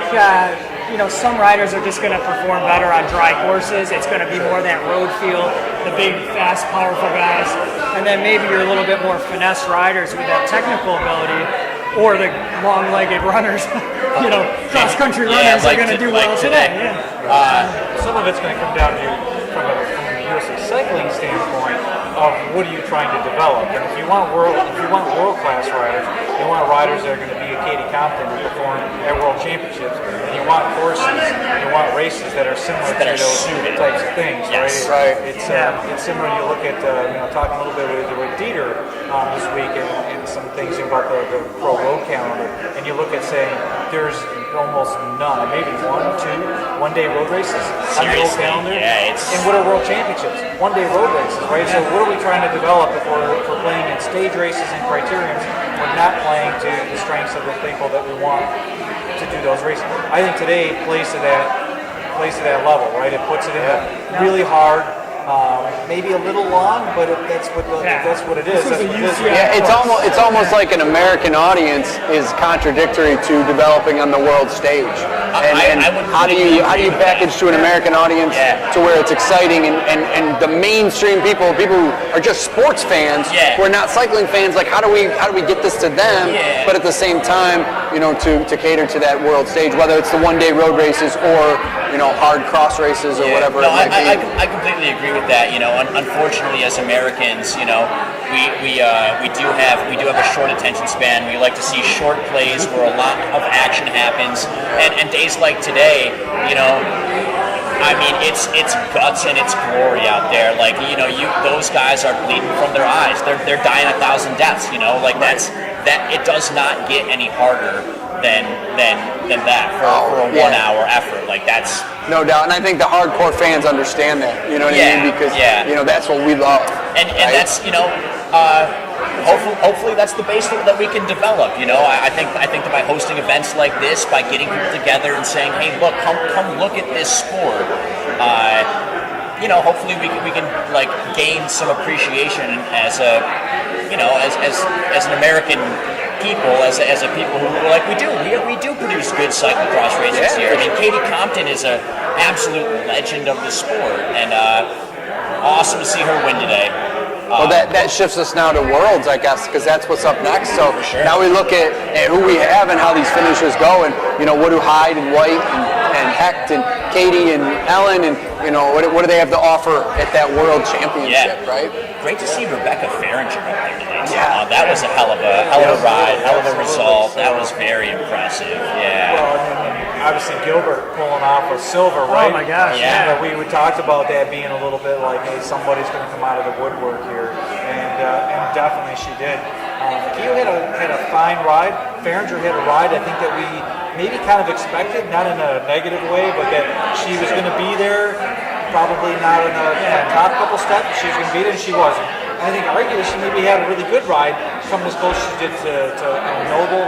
But Gilbert, I mean, kind of smashed her way into this top 5, and I don't think anybody was really on the lookout for Yeah, I mean that might have been the ride of the day. I think so. You know what I mean? If you got to pick one, it's like Gilbert's got to be. Gilbert, right? You Both got races. guys like Dillman coming up is big too. I mean, he's had an awesome second half of the season. Yeah. Yep. Yeah, I mean, get a fourth like that pulling out of there. I mean, in the middle of the race, I think we all got a little excited when we saw Clark coming up there, fought his way up the fourth. It looked like he was putting it on, right? He was gonna crack maybe even catch Hecht at some point. Right? He was right there. Yeah, for sure. So I think kind of addressing back to kind of your point is that there was a lot of change up. Yeah. When you start looking back at how that race unfolded, where you had guys really surging forward, you had guys falling back, you had change. They had maybe a rough spot, a rough patch, but they came back and fought over it. I think this course really kind of brought out a lot of it. I think we would have all liked to see more riding over running, but it added this element and really changed up this race a lot. For sure. And I think maybe along with it is something to bring up is how diminished the course was because of how many races were run. Yeah, that's true. As a factor of not having a course that's a little bit less chewed up than that for sure. 5-6 days of racing. And what I think you saw today, though, between your two winners, back to kind of your question a moment ago about UCI races, your world championships, there was a lot going on and a lot of mix-ups, but kind of the pre-race favorites won their respective races in Compton and Hyde. And if you look at on a world stage, Compton's been second in the world championships. You've got Hyde, who has been in the top 20. I forget his top 15. Top 15. Yeah. A steady, consummate, high finisher there, and that's who won the races. We've got a lot of great talent just behind them, and days and courses like today kind of highlight that, and kind of all that motion in the third, fourth, fifth, sixth. But I think the two best athletes there who have the best chances of competing at the World Championships at that UCI top level, I think they showed those colors today, and it's for the rest of those competitors to kind of take note and say, well, these types of courses, this type of a slugfest, that's what's going to do it. I think it's always important. Riders make the race. Talked that a little bit about with Katie the other night, right? Yeah. And now when you have this bulk of riders that are close. And I think you can see from the top 10 today in the men's race, certainly, and at least the top 5 of the women, top 7 of the women. A lot of change up, a lot of things. But the riders are making those races because even on a really hard day, they're close enough to make changes. Pushing. It wasn't blown apart from the start Absolutely. line. We didn't see lap 1 that was it. Everybody was just in their own group, right. just riding, running, seeing individual riders. We saw overtakes going on. So it says a lot about the quality and the whole field. And the depth, absolutely. The depth is good. Yeah. So, but it'll be interesting to see what the world selections are going to be and who's going to be there. And it's only a few weeks away to kind of reload. It'll be fun. I hope these riders get a good little reset, maybe a little taper before they come in, and can use that similar fitness from nationals to just really take the stage on the world platform. For sure. Yeah, we'll be rooting for him for sure. No doubt. And as Kerry told us at Rochester, he says, we're coming for the Belgies. Right? He was talking about the juniors, and he said, so we're getting better every single year. He goes, 10 more years, we're coming for them. So bring the heat, Warner.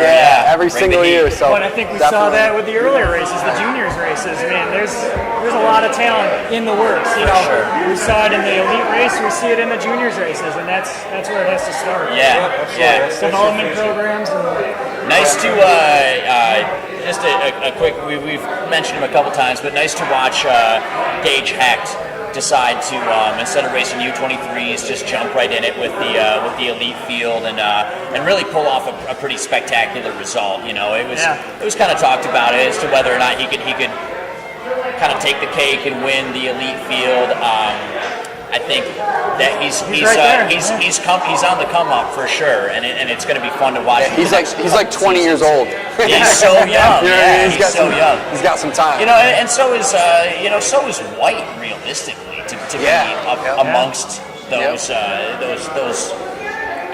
Well, and world Curtis is doing a class. full road season. Yeah, And he's a full-time college student. He's not messing around. Everybody in there has a lot going on for sure. But great to see some younger talent like that really racing up. And it'll be fun to, Worlds will be a blast. Looking forward to it. Well, we'll definitely have to get together and pontificate on our extremely erroneous picks. As I know. The closest I got was I had Clark as 4th, and he was in 4th for a while. I dropped out, and I had a Powers as 6th. He ends up 5th. So I think we all had the mix of who the top 5 were.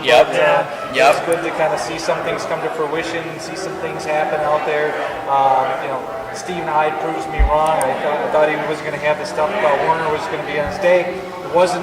Heck was about where we thought, 2nd, 3rd. I think we all had him kind of pegged for definitely in there, definite race factor. I think he did that, and I think White kind of really pulled out the stop. White rode a great race today. That was amazing. Really great race. I really. And he had a nasty crash there, like midway through. Early on, right into the barrier. And came back from that. I think that's a really testament to him and Hyde, though, pushing each other, right? They weren't holding off the gas. They were pushing each other. And when you see even Hyde with a small gap take a fall like he did going over the bars late in the race, he's trying to open the gap because he knows Curtis is fighting back. And they had it overhacked. Yeah, it was the two of them battling for that stars and stripes. That's the good stuff. And as much as roadies, we were kind of maybe pushed Cross in terms of like, hey, we'd like to see some of those road dynamics. We got to give Cross credit in that sense where the team isn't riding for one guy that we see. We're not seeing one rider hold back for that champion to help his teammate. We're seeing two teammates slug it out. So that's pretty cool. It's truly an individual sport. It's nice to see two riders on the same team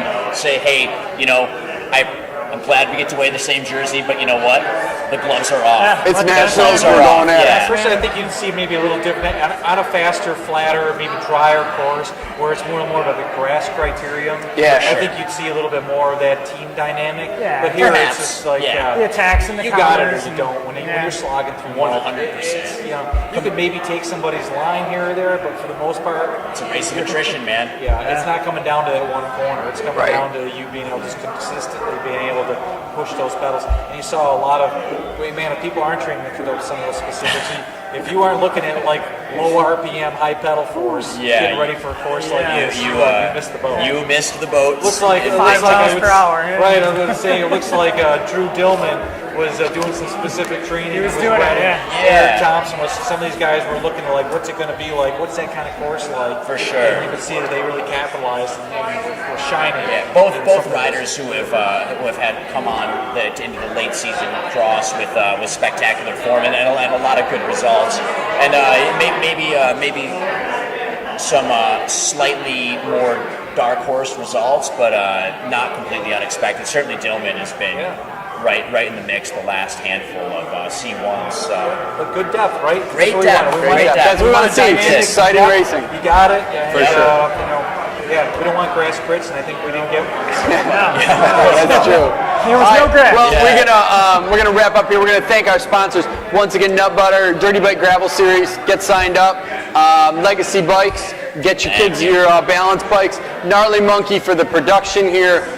Hook and Spoon, come out, check out the restaurant. They open back up in April. It's amazing here. Amp Human Performance, Wolf 2 Components, Full Moon Vista Bike Shop, Tryon Bike, Psychopath Bike Shop, Hincappy, and Peppernut Sauce. So thank you guys for supporting this. Thank you guys for joining us.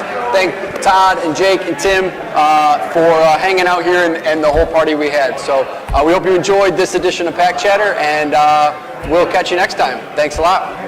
I'm Katie Compton, and you're watching Gnarly Monkey TV.